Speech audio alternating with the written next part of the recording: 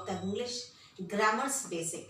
Basically मैंने अपनी videos में अभी तक पार्ट ऑफ स्पीच जिसमें से नाउन और प्रोनाउन की पार्ट को आपको डिस्कस किया है. Apart from that article sentences को भी क्लियर किया है और कुछ टिप्स बताए हैं इंग्लिश स्पीकिंग के लिए. खैर फाइनली बात करते हैं आज के वीडियो की जो है प्रोनाउन. आप ये मान के चलिए हमारे ग्रामर में नाउन और pronoun which both are very important. They play a very important part in our grammar. Right. Basically अगर नाउन प्रोनाउन ही ना हो तो ग्रामर बनना थोड़ा सा मुश्किल हो जाता है. चलिए बात करते हैं. हम लोगों ने प्रोनाउन पढ़ा है. प्रोनाउन वो एक ऐसा शब्द जो किसी भी नाउन के शब्द को रिमूव करने के लिए यूज होता है. यानी हर वो शब्द जो नाउन को रिप्लेस करे वो प्रोनाउन है, जिसे हिंदी हम सर्वनाम के नाम से जानते हैं. राइट. अब प्रोनाउन को हमने जान लिया तो प्रोनाउन का मतलब ही जनरली हमने ये समझा है कि इसका मतलब ही, शी, इट, दे यही होता है. लेकिन नहीं, इससे भी ज्यादा है. ये इतना छोटा नहीं है जितना हमें दिखाई देता है बेसिकली.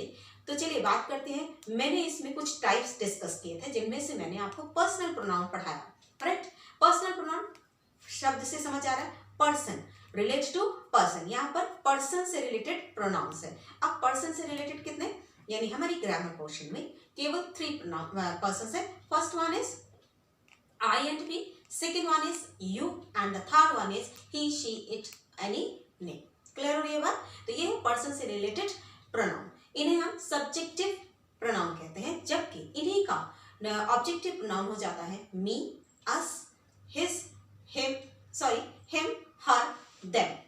क्लियर हो रही है बात. ये है हमारा पर्सनल प्रोनाउन जहां पे हम पर्सन के बारे में यानी किसी के नाम को रिप्लेस करते हैं तो इन शब्दों का प्रयोग करते हैं. चलिए उसके बाद मैंने आपको डिस्कस किया था डेमोन्स्ट्रेटिव प्रोनाउन. डेमोन्स्ट्रेटिव इसका मतलब ये होता है शो करना, प्रदर्शित करना. राइट. जिसमें मैंने आपको पढ़ाया था this, that, these, those. This किसी पास की चीज के लिए, दैट दूर की चीज के लिए, these, those, these plural but near के लिए, दोज प्लूरल बट दूर के लिए, and such one. I hope आपने देखा होगा. अगर आपको तो फिर आपको रिमेंबर होगा. राइट. चलिए आगे चलते हैं. उसके बाद मैंने आपको पढ़ाया इंट्रोगेटिव प्रोनाउन. इंट्रोगेटिव प्रोनाउन शब्द से ही समझ आ रहा है प्रश्न. यानी हर वो शब्द क्या इंट्रोगेटिव प्रोनाउन की कैटेगरी में आता है तो नहीं. हर क्वेश्चन वर्ड इंट्रोगेटिव प्रोनाउन की कैटेगरी में नहीं आता. कुछ पर्टिकुलर क्वेश्चन वर्ड्स ही हैं जो हम प्रोनाउन की कैटेगरी में डालते हैं. क्लियर हो रही है बात. जिसमें हु, होम, हुज ये बहुत इंपॉर्टेंट है. हु और होम, हुज. राइट. चलिए आगे चलते हैं जहां पर मैंने आपको रिलेटिव प्रोनाउन के बारे में बताया था. यानी रिलेटिव प्रोनाउन जब हम कनेक्ट करते हैं, जब हम रिलेट कर पाते हैं, एक दूसरे से रिलेट कर पाते हैं. राइट. जहां पर मैंने आप लोगों को 2 सेंटेंसेस को जोड़ने के बारे में बताया था, जिसमें हु, दैट, विच इन सब के द्वारा इन सेंटेंसेस को जोड़ना सिखाया था. वो रिलेटिव प्रोनाउन कहलाते हैं. उसके आगे चलते हैं. इसके बाद मैंने आपको पढ़ाया था पॉसेसिव प्रोनाउन. पॉसेसिव प्रोनाउन जिसका मतलब ये होता है ओनरशिप, किसी भी चीज पर आपका अधिकार होना, पजेस करना. राइट. वो आपका पोजीशन होना. ठीक है. जो आपके अधिकार में हो, जो आपकी चीज हो. राइट. ये सब आता है पॉसेसिव प्रोनाउन में. पॉसेसिव प्रोनाउन की कैटेगरी में जो वर्ड्स आते हैं वो होते हैं mine, his, hers, yours, theirs. Clear हो रही है बात. ये आते हैं हमारे पॉसेसिव प्रोनाउन में. आफ्टर दैट मैंने अभी प्रीवियस ही अपलोड किया है ये वीडियो जिसमें मैंने आपको बताया रिफ्लेक्सिव प्रोनाउन. रिफ्लेक्सिव प्रोनाउन यानी कि जब सब्जेक्ट और ऑब्जेक्ट बोथ आर सिमिलर होने चाहिए और इसका इफेक्ट, जो ऑब्जेक्ट का इफेक्ट है वापस आके सब्जेक्ट पर पड़ना चाहिए. यानी रिफ्लेक्शन से समझ में आ रहा होगा, रिफ्लेक्ट करना यानी प्रतिबिंबित होना, वापस आके रिफ्लेक्ट होना. राइट. वही सब चीजें हैं जिसमें हमने my self, him self, her self, it self और देम सेल्फ पढ़ा है. क्लियर हो रही है बात. चलिए उसके आगे मैंने एक और पार्ट पढ़ाया था एम्फैटिक प्रोनाउन. एम्फैटिक प्रोनाउन कुछ डिफरेंट नहीं होता कुछ वही रिफ्लेक्सिव प्रोनाउन के वर्ड्स हैं, बट यहाँ पर सब्जेक्ट का जो वर्ब होता है उसको एम्फसाइज करने के लिए, यानी कि बहुत जोर देकर कोई बात कहनी हो, ये कहना हो कि हम 100% श्योर हैं कि जो मैं कह रहा हूँ, आई माई सेल्फ से दिस, मैंने खुद ये सब देखा है. क्लियर हो रही है बात. तो ये सब मैंने आपको अपने प्रीवियस वीडियो में डिस्कस किया है. आई होप आपने ये वीडियोस एंजॉय किए होंगे और आपने इनसे जरूर कुछ ना कुछ सीखा होगा. और अगर आपने मेरे ये वीडियोस नहीं देखे हैं तो परेशान मत होइए, मैंने इनका लिंक अपने डिस्क्रिप्शन बॉक्स में डाल दिया है, आप वहां से जाकर देख लीजिए. तो चलिए आज का टॉपिक स्टार्ट करते हैं.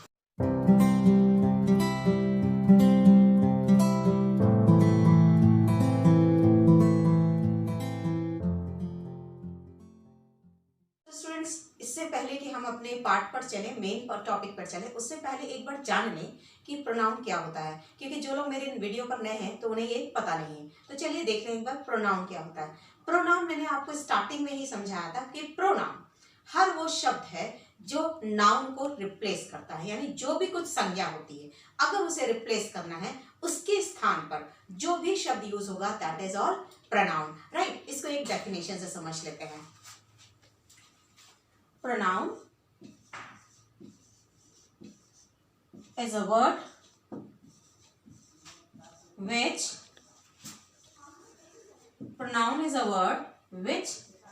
replace noun। क्लियर हो रही है बात?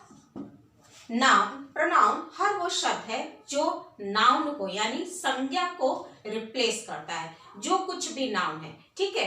नाउन में आप सभी जानते हैं कि पर्सन, प्लेस और थिंग आता है, उनकी जगह पर, उन नामों की जगह पर अगर कोई भी शब्द प्रयोग होता है वो सब कुछ प्रोनाउन है। अब प्रोनाउन को हिंदी में हम सर्वनाम के नाम से जानते हैं। किस नाम से? सर्वनाम। क्लियर हो रही है बात? तो चलिए आते हैं अपने टॉपिक पे। आज के वीडियो में हमने पढ़ना है रेसिप्रोकल प्रोनाउन। रेसिप्रोकल प्रोनाउन यानी जहां पर एक दूसरे के प्रति या किसी के साथ भी ग्रुप में एक म्यूचुअल अंडरस्टैंडिंग शो हो रही हो, तब उस जगह पर हम रेसिप्रोकल प्रोनाउन का वर्ड यूज करते हैं, राइट। अब ये रेसिप्रोकल की डेफिनेशन एक बार देख लें।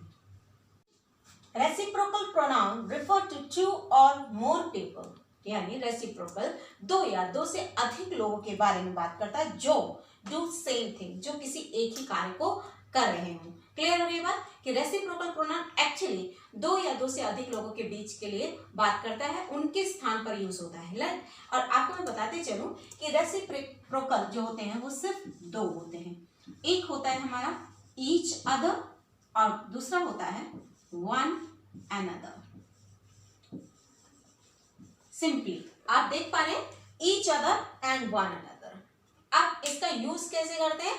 हम कभी कभी बात करते हैं कि हम दोनों आपस में बात कर रहे हैं, हम दोनों आपस में बात कर रहे हैं, लेकिन हम ग्रुप में बात कर रहे हैं, हम आपस में ग्रुप में बात कर रहे हैं। आपने देखा दो बातें हैं बट अलग अलग। जब मैंने कहा कि हम दो लोग बात करें, आपने यहाँ पर भी देखा था कि टू और मोर पीपल, यानी जहां पर दो व्यक्तियों के बारे में बात करी जा रही हो, दो चीजों के बारे में बात की जा रही हो, वहां पर हम यूज करते हैं ईच अदर, यानी ये टू के लिए आता है।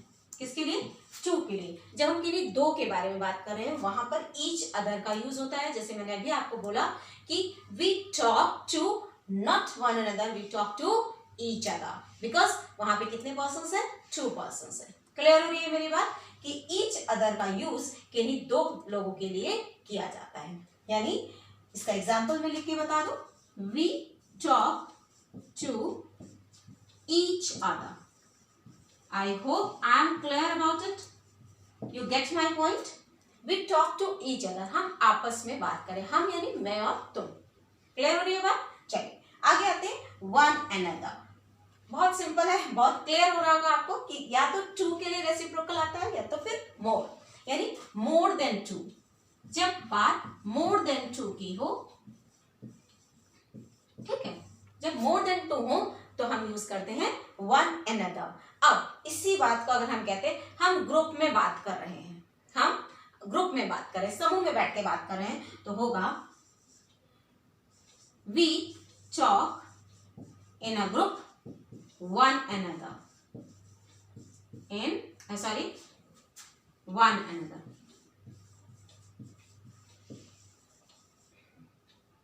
ठीक है, अब हमने यहाँ पे वन अनदर क्यों लगाया? क्योंकि हमें पता है कि हम दो से ज्यादा लोग हैं। तो आपको एक सिंपली फिर से रिपीट कर दो, जब दो की बात हो तो ईच अदर, जब दो से ज्यादा की बात हो तो वन अनदर। इसको कुछ एग्जाम्पल से समझ लेते हैं। इससे पहले कि हम ये एग्जाम्पल्स चेक करें, इससे पहले मैं एक बार फिर से रिपीट कर दूं, when we talk about two people, that time we use each other, but when we talk about more than two peoples, we use one another। यानी जब हम दो लोगों के बारे में बात करें तो each other लगाना है, जबकि हम दो से अधिक लोगों के बारे में जब बात करते हैं तो one another लगाना है। तो चलिए ये बात क्लियर हो गई है, तो ये एक्सरसाइज से और इजी हो जाएगी और समझने में आसान हो जाएगा। चलिए देखें, he and she looked वो और वो, अब वो और वो, ही और शी, ही किसके लिए आता है? मस्कुलिन जेंडर, राइट, यानी कि किसी मेल पर्सन के लिए, क्योंकि शी का यूज फीमेल यानी फेमिनिन जेंडर होता है, राइट। इतनी बात क्लियर है आपको? तो बनी सी बात है, यहाँ पर कितने लोग हैं? 2 peoples are there. When we have 2 peoples, we use yes each other. तो हम यहाँ लगाएंगे each other, right? Okay, come to the next point. तो ये क्लियर हो रहा होगा ना? चलो, come to the next. The couple talk to. Couple क्या होता है? जब हम पेयर होते हैं। बनी सी बात है, कपल 2 ही होते हैं, जिसमें 2 ही लोग होते हैं। क्लियर हो रही है बात? तो कपल टॉक टू क्या होगा? ईच अदर या one another? Of course each other, यहां यूज करें each other, right. Okay, next part, the 6 men shouted. 6 men, how many peoples are there? 6 यानी 6 लोग हैं। 6 people यानी मोर देन 2 है ना, तो हम क्या लगाएंगे? Yes, one another, because here one another, right? Sorry, one another. क्यों हमने ये one another लगाया? क्योंकि हमने यहाँ पर देखा कि 6 लोग हैं, 6 लोग चिल्ला रहे हैं, तो one another ही तो चिल्लाएंगे, right? Okay, चलिए next. 3 boys are fighting. 3 boys are fighting यानी 3 लड़के लड़ रहे हैं, तो यहाँ क्या लगाएं? Each other की one another? Of course, one another, because मेरा आंसर आपके पास है, because here boys in number 3, ये 3 हैं। हमने पहले सीखा है, जब हम 2 से अधिक की बात करेंगे तो हम वन अनदर का यूज करेंगे। Check, both girls are helping. Both girls यानी दोनों लड़कियां, तो दोनों लड़कियां कौन है? 2 हुई ना, तो क्या लगाएं? Each other, each other. Okay, now come to the next example. John and Harry hate. John और Harry कितने लोग हैं? 2 लोग, तो हम यहाँ क्या लगा दे?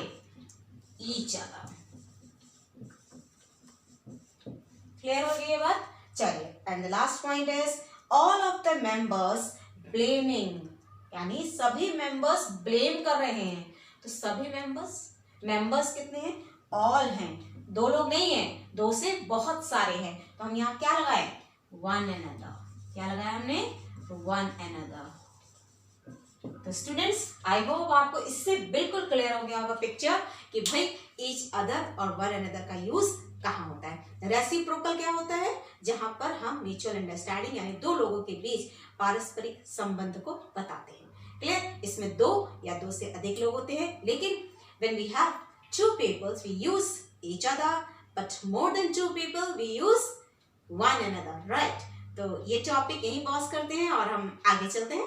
इंडेफिनिट स्टार्ट करने से पहले मैं आपको एक बार डेफिनिट और इंडेफिनिट के बीच क्लियरिटी बता देती हूँ।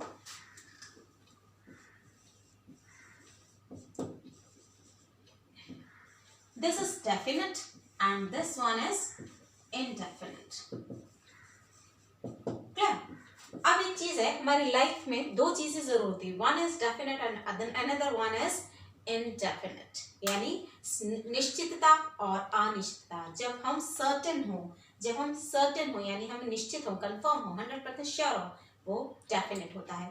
यानी किसी भी चीज के लिए जब हम क्लियर हो, श्योर हो, अश्योर हो बिल्कुल, तो वो डेफिनेट है। यानी कि जो चीजें कंफर्म है वो डेफिनेट है, लेकिन जो चीजों के बारे में हम कंफर्म नहीं है, हमें पता नहीं है कि वो क्या है एक्चुअली, तो वो होती है इनडेफिनेट। क्लियर हो रही है बात? हालांकि इसको मैंने आपको आर्टिकल्स में भी डिस्क्राइब किया था कि what is definite and what is indefinite, right. तो हमने ये जान लिया कि डेफिनेट वो होता है जिसके बारे में हमें पता हो, जैसे शी इज माई सिस्टर, वो मेरी सिस्टर है, मुझे पता है कि वो कौन है। क्लियर है? लेकिन अगर मुझे नहीं पता तो I don't know who is that man, मुझे नहीं पता वो कौन है। क्लियर हो रही बात? कि जब हम सुनिश्चित हो, इस बात के लिए क्लियर हो कि किस बारे में बात हो रही है, दैट इज डेफिनेट, और जिस बारे में बात हो रही है बट उसके बारे में हमें पता नहीं है, दैट इज इनडेफिनेट। तो चलिए बात करते हैं इनडेफिनेट प्रोनाउन की, उसकी डेफिनेशन के साथ। प्रोनाउन यानी इनडेफिनेट प्रोनाउन, जिसका मतलब मैंने अनिश्चितता बताया है, राइट, जिसमें हम कंफर्म नहीं होते। इनडेफिनेट प्रोनाउन रिफर्स टू, उन चीजों को बताता है, नॉन स्पेसिफिक, जो पर्टिकुलर पता नहीं होती है। किसके बारे में? नाउन के बारे में। कहाँ पर यूज होता है? जो नॉन स्पेसिफिक नाउन हो, एक ऐसे नाउन हो जो नॉन स्पेसिफिक हो, जिनके बारे में हम क्लियर ना हो, जिनके बारे में हमें क्लैरिटी ना हो। क्लियर हो रही है बात? अब नाउन क्या क्या होता है ये मैं पहले ही आपको बता चुकी हूँ। Person, it can be person, place and thing. Yes, and thing. Clear? तो ये चीजें जब ये नॉन स्पेसिफिक हो, चाहे वो पर्सन हो, चाहे वो प्लेस हो, चाहे वो थिंग हो, जब हम इन नॉन स्पेसिफिक नाउन के बारे में बात करते हैं और इनको रिप्लेस करने की कोशिश करते हैं, तो वहां पर जो शब्द यूज करते हैं, क्यों? क्योंकि प्रोनाउन वही होता है जो नाउन को रिप्लेस करे। तो जब हम नॉन स्पेसिफिक नाउन को रिप्लेस करते हैं तो वहां हम यूज करते हैं इंडेफिनिट प्रोनाउन। ठीक है? क्लियर हो रही है मेरी बात? चलिए आइए एग्जांपल से समझे। इंडेफिनिट समझ लिया, अब इंडेफिनिट में क्या क्या आ जाता है उनको देख लेते हैं। क्यों? क्योंकि मैंने समझाया आपको कि एक्चुअली इंडेफिनिट नाउन उस जगह पर यूज होता है जहां पर नॉन स्पेसिफिक नाउन को रिप्लेस करना हो। ऐसे नाउन क्या होता है वो मैंने नाउन के टॉपिक में क्लियर किया है, right? Noun is a name of the person, place और थिंग। इन तीनों ही चीज में जब आप कंफर्म ना हो और इनको रिमूव करना पड़े, वहां पर हम इंडेफिनिट प्रोनाउन का यूज करते हैं। अब इंडेफिनिट प्रोनाउन में क्या क्या आ जाता है चलिए देख लेते हैं। तो जैसा कि मैंने आपको पहले ही समझाया, नाउन को रिप्लेस करने वाला शब्द, नाउन को रिप्लेस करने वाला शब्द ही प्रोनाउन होता है। तो यहाँ पर ये जो चीजें आपको दिखाई दे रही हैं, दीज आर फॉर पर्सन्स। ये किसके लिए बनी है? पर्सन के लिए, यानी किसी पर्सन को रिप्लेस करने के लिए। समवन, समवन कहां पर लगाएंगे?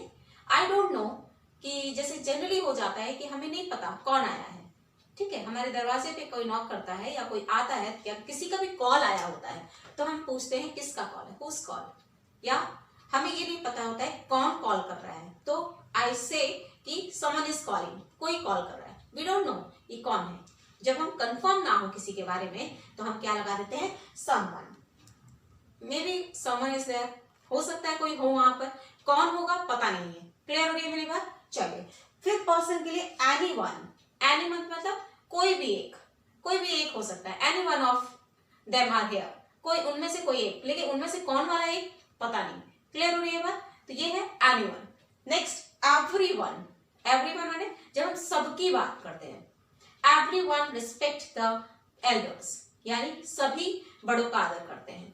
अब सभी में कौन कौन आ जाएगा? we don't know, right? that is everyone.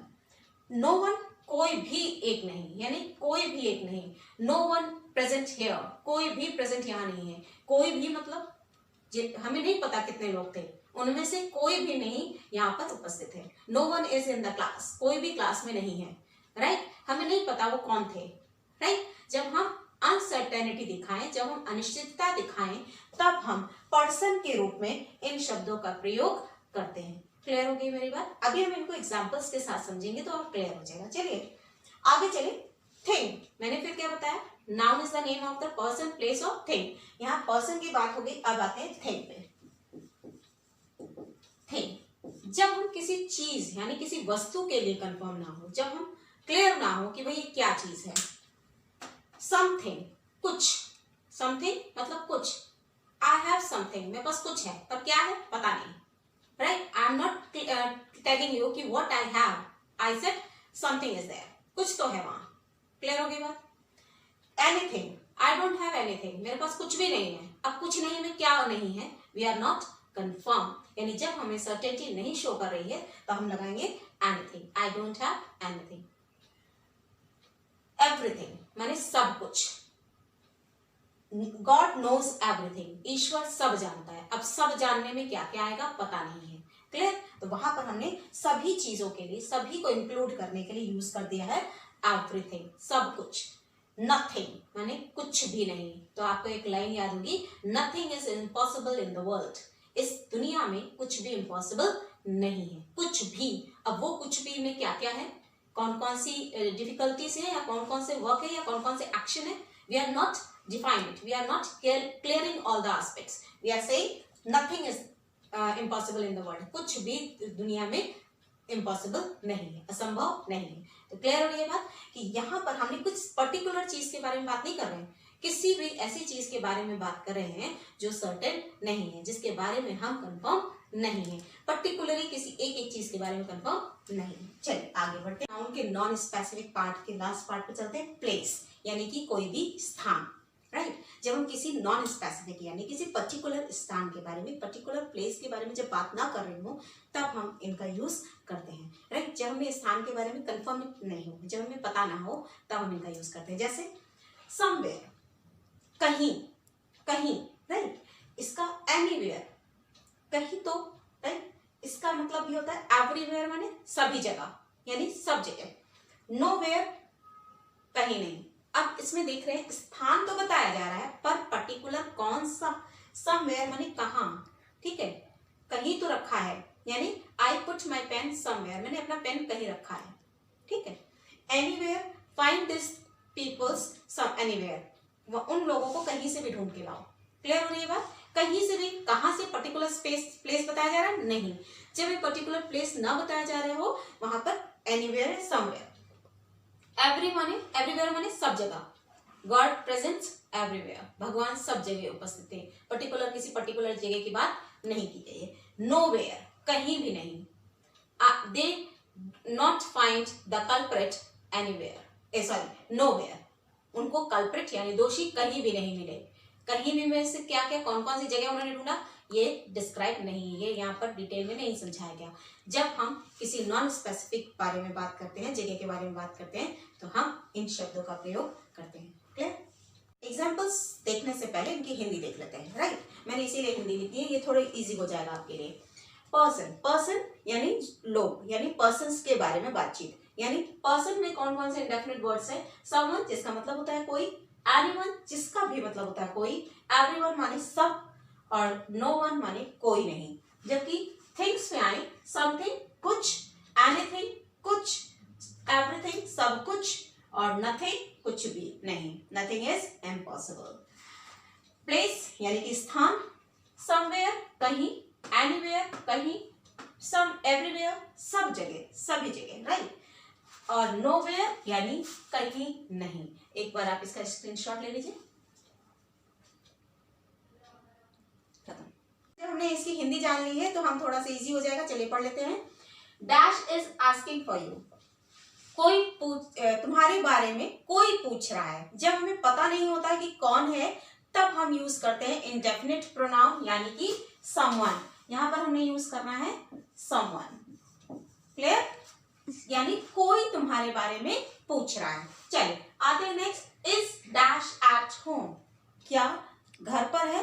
तो क्या वर्ड आएगा? जब हमें पूछना है क्या कोई घर पे है, पता नहीं कौन कौन घर पे है, बट हमने जब इनडेफिनेटली पूछना है तो यहाँ पर लगाना है is anyone, is anyone at home. Yes, now come to the next point. Loves his country, देश से प्यार करते हैं। तो कौन? सब कोई, यानी कि हर कोई अपने देश से प्यार करता है। तो हर कोई या सब कोई के लिए यूज होगा एवरीवन। यस, तो यहां हमने यूज किया एवरीवन लव्स हिज कंट्री, सभी अपने देश से प्यार करते हैं, राइट।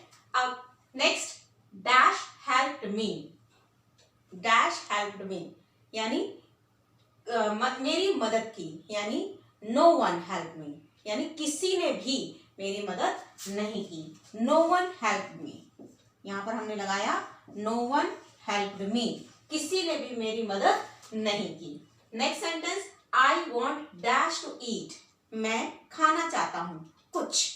जब हम बोलेंगे मैं कुछ खाना चाहता हूं, कुछ खाना चाहता हूं जिसमें हम कंफर्म नहीं है, तो यहां आ जाएगा हमारा थिंग, यानी कि कोई चीज, जिसमें हम यूज करते हैं समथिंग। क्या यूज किया हमने? I want something to eat, मैं कुछ खाना चाहता हूं। Next, is there dash to buy, क्या कुछ खरीदने के लिए है यहाँ पर, यानी क्या हम कुछ खरीद सकते हैं, तो हम एनीथिंग, यहां पर आ गया is there anything to buy, क्या कुछ भी यहाँ खरीदने के लिए है। Next, dash dash is well, everything is well, सब कुछ ठीक है। हम जनरली बोलते हैं ना सब कुछ बढ़िया है, राइट, सब कुछ अच्छा है। तो यहां हमने सब कुछ के लिए लगाते हैं एवरीथिंग। क्लियर? तो हमने यहाँ लगाया सब कुछ के लिए everything. Last line, there is dash important then family. आप ये देख पा रहे होंगे ये वाले जो वर्ड सेंटेंस है ये रिलेट कर रहे हैं हमारी पर्सन को, क्लियर। जबकि अब जो हम सेंटेंस पढ़ रहे हैं ये रिलेट कर रहे हैं थिंग्स को, राइट। चलिए last one, there is dash important then family, यानी परिवार से बढ़कर कुछ भी नहीं होता। यस, तो यहां पर आएगा nothing, there is nothing. Okay, ये थोड़ा सा स्पेस कम है यहाँ पर, सो आपने देखा यहाँ थोड़ा सा स्पेस कम था तो मैंने नीचे लिख दिया है there is nothing important then family. इस बात से आप भी एग्री करते हैं कि परिवार से बढ़कर कुछ नहीं होता या परिवार के बिना कुछ भी नहीं होता, ठीक है। नेक्स्ट आते हैं, अब ये थे थिंग्स से रिलेटेड सेंटेंसेस हमारे। अब जो सेंटेंसेस मैं आपको दे रही हूँ ये है हमारे प्लेस को रिलेट करते हैं। प्लेस यानी स्थान, यस। चलिए पढ़ते हैं। अब आइए, लिखा है आई केप्ट माई बुक, मैंने रख दी है। I kept my books in the room, कमरे में। कहाँ? I kept my books somewhere in the room, मैंने अपनी बुक रूम में बुक्स कहीं रख दी हैं। समवेयर मीन्स कहीं रख दी हैं, तो कहीं क्या बता रहा है? स्थान को बता रहा है, क्लियर है। समवेयर, मैंने कहीं अपने कमरे में कहीं किताबें रखी हैं, राइट। तो लेकिन कमरे में कौन सी पर्टिकुलर जगह रखी है ये पता नहीं है, बस कमरे में रख दी है कहीं, ठीक है। तो यहां पर हमने यूज किया समवेयर। चलिए आते हैं next, you can go dash you like, तुम जा सकते हो जहां तुम्हें पसंद हो, कहीं भी जा सकते हो, यानी यू कैन गो एनीवेयर, जहां तुम्हारा दिल करे, जहां तुम्हारा दिल करे। You can go anywhere you like, जहां तुम जाना चाहो वहां चले जाओ, you can go anywhere. Okay, now come to the next, God is dash, भगवान सब जगह है। ये लाइन तो पता ही है ना कि God is everywhere, God is everywhere, यानी कि भगवान सभी जगह व्याप्त है, ठीक है।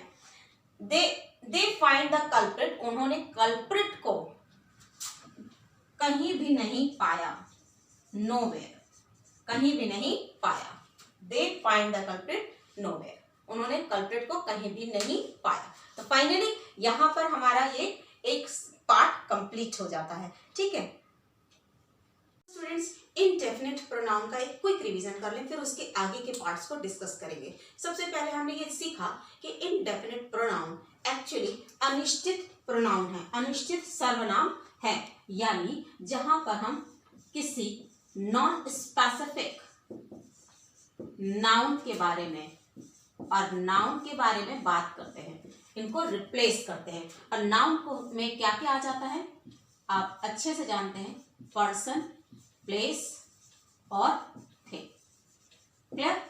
यानी जो भी कुछ नॉन स्पेसिफिक नाउन है, एक ऐसे नाउन जो कंफर्म ना हो, पता ना हो कि क्या है, उनको रिप्लेस करने के लिए हम इंडेफिनिट प्रोनाउन का यूज करते हैं। तो क्लियर हो गई बात कि indefinite pronoun non specific noun को चेंज करने के लिए, सॉरी रिप्लेस करने के लिए यूज किए जाते हैं। दूसरी खासियत इसकी ये होती है कि इसकी एंडिंग ज्यादातर वन या बड़ी से होती है, ठीक है। एंडिंग इसकी बड़ी की होती है, लेकिन ये रिलेट करती है पर्सन को।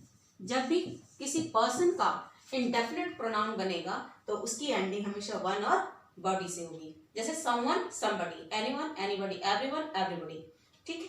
चलिए आगे चलते हैं। नेक्स्ट चीज है, अगर हम जब प्लेस के बारे में बात करेंगे तो उसकी एंडिंग हमेशा वेयर से होगी, क्लियर, जो स्थान के लिए यूज होते हैं। एक बात और क्लियर हो गई। अब आते हैं किन्हीं चीजों के बारे में बात करते हैं। जब थिंग्स के बारे में बात करते हैं तो इसकी एंडिंग ही होती है थिंग के लिए, ठीक है। और दूसरी बात, इतनी बात क्लियर हो गई कि नॉन स्पेसिफिक नाउन को रिप्लेस करने के लिए हम इंडेफिनिट प्रोनाउन का यूज करते हैं, और इंडेफिनिट प्रोनाउन में जब हम पर्सन के लिए चेंज करते हैं तो वहां पे उसकी एंडिंग हमेशा वन या बडी से होगी, यानी समवन, समबडी, एवरीवन, एवरीबडी। यहाँ वेयर, प्लेस, जब स्थान दिखाना हो, इनडेफिनिट स्थान दिखाना हो, जहां पे स्थान के बारे में तो बात कर रहे हो लेकिन उस स्थान के बारे में पर्टिकुलरली हमें नहीं पता हो, जैसे I kept my book somewhere in the room, मैंने अपनी किताबें कहीं रूम में रख दी हैं। रूम में तो रखी है बट रूम में कहाँ, कंफर्म नहीं है। क्लियर हो गई बात? चलिए अब आते हैं थिंग, यानी जब हम किसी अनिश्चित वस्तु के बारे में बात करें वहां के लिए, उसके लिए थिंग के लिए यहाँ पर थिंग से एंडिंग होती है, यानी समथिंग, नथिंग, एवरीथिंग। यानी I want something to eat, मैं कुछ खाना चाहता हूँ। ठीक है, कुछ में क्या खाना चाहता हूँ पर्टिकुलरली डिस्क्राइब नहीं किया गया है, सिर्फ something I want to eat, यानी कि कुछ खाना चाहता हूँ। क्लियर हो रही है बात? तो ये तो हो गया हमारा ये वाला पार्ट। इसके आगे, क्योंकि मैंने आपको स्टार्टिंग में बताया था कि इनडेफिनेट प्रोनाउन सिंगुलर भी होते हैं, प्लूरल भी होते हैं, राइट। लेकिन हमेशा सिंगुलर के साथ हमारा सिंगुलर वर्ब ही यूज होगा, राइट। सिंगुलर वर्ब ही यूज होगा। इसके कुछ एग्जांपल एक बार लिख दो। इस जैसे कि सम पर्सन के लिए someone is telling me the truth, किसी ने मुझे सच बताया। क्लियर हो रही है बात? किसी ने मुझे सच बताया। प्लेस को लेने अगर I want to go somewhere, मैं कहीं जाना चाहता हूं, राइट। आइए लास्ट वाले पे आते हैं।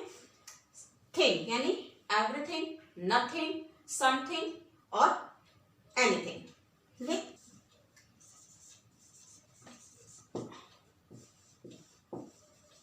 आई want something to eat, right. मैं कुछ खाना चाहता हूं। तो यहां आपको क्लियर हो गया इनडेफिनेट प्रोनाउन। अब इनडेफिनेट प्रोनाउन के अंतर्गत और भी चीजें आती हैं, साथ में इसके डिस्ट्रीब्यूटिव प्रोनाउन जो इससे ही रिलेट करता है, पर वो थोड़ा सा डिफरेंट होता है, और उसकी स्टडी हम लोग अगले पॉइंट पे करेंगे। लेकिन उससे पहले मैं ये बताती चलूं, अगर आपको मेरा ये वीडियो वाकई में इंफॉर्मेटिव लगा है, वाकई में आपको लगा है कि आपने कुछ सीखा है, तो मेरे वीडियो को लाइक करिए और अपने फ्रेंड्स के साथ ज़्यादा से ज़्यादा शेयर करिए। और अगर आप मेरे चैनल पर नए हैं तो सब्सक्राइब करिए और साथ में लगा हुआ बेल आइकन प्रेस करिए, क्योंकि हर फ्राइडे को मेरे वीडियोस की आने की नोटिफिकेशन सबसे पहले आप तक पहुंचे। Thank you and have a nice day.